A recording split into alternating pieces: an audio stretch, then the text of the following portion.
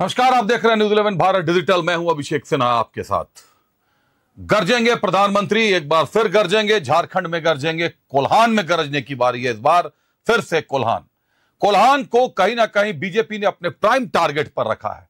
प्रधानमंत्री नरेंद्र मोदी एक बार फिर से झारखंड आने वाले हैं। 15 सितंबर को झारखंड आएंगे, कोल्हान जाएंगे, जमशेदपुर में चुनावी सभा को संबोधित करेंगे। लेकिन पीएम के झारखंड आने की बात के साथ झारखंड के राजनीतिक गलियारे में सियासी उबाल आ जाता है। कहीं ना कहीं योजनाओं के पिटारे खुलने लगते हैं, योजनाओं की सौगातों की बारिशें होने लगती हैं।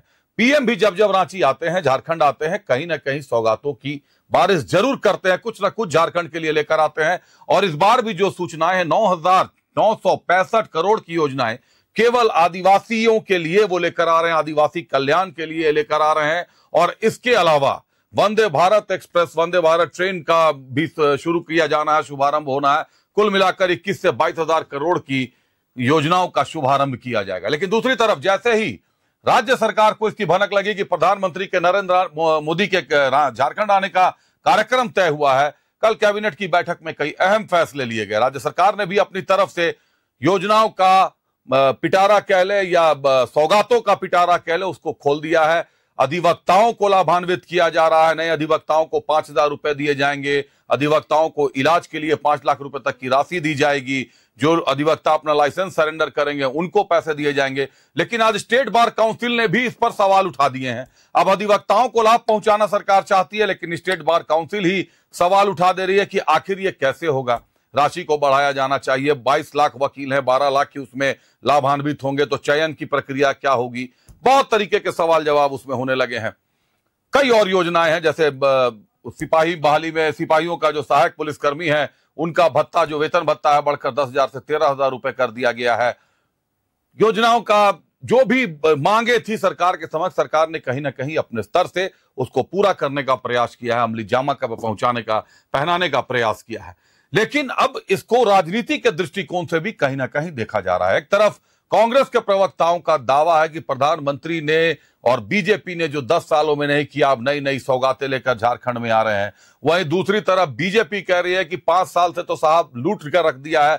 भ्रष्टाचार के इतने सारे मामले आ चुके हैं जिनकी जांच अभी जड़ से होनी बाकी है। बड़े से बड़ा चेहरा भी जांच की जद में आ गया है। तो जब तक जांच पूरी नहीं होती तब तक किसी को पाक साफ नहीं माना जा सकता। और ये लोग आखिर सरकार कैसे चलाएंगे? सरकार पूरी तरीके से भ्रष्टाचार में लिप्त है, यह भाजपा का आरोप है।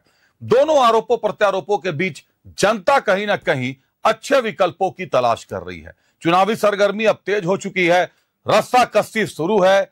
चाहे एनडीए की बात करें, चाहे INDIA की बात करें, दोनों में के बीच रस्साकसी की शुरुआत हो चुकी है। लगातार प्रदेश समिति की, प्रदेश कमेटी की, जिला कमेटी की बैठकें चल रही हैं।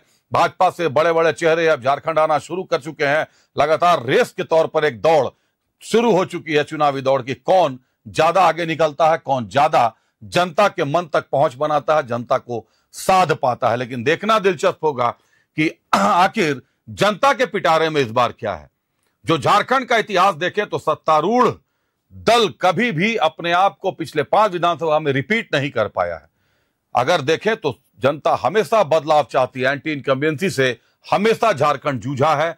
तो क्या इस बार भी इसका खामियाजा होगा? परिवर्तन की जिस लहर की बात पूर्व मुख्यमंत्री चंपाई सोरेन कर रहे हैं, बाबूलाल मरांडी कर रहे हैं, पूरी भाजपा कर रही है, वो परिवर्तन की लहर इस बार जमीन पर दिखाई देगी?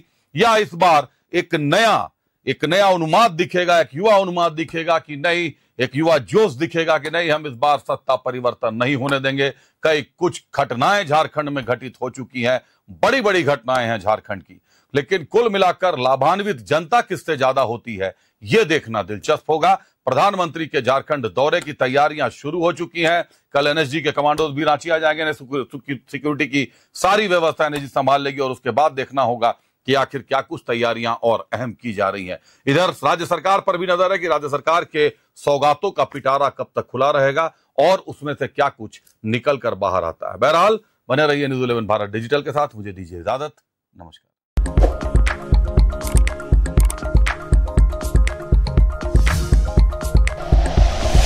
Like and share videos, subscribe करें हमारा चैनल और प्रेस करें बेल आइकॉन। न्यूज़ 11 भारत, सच है तो दिखेगा।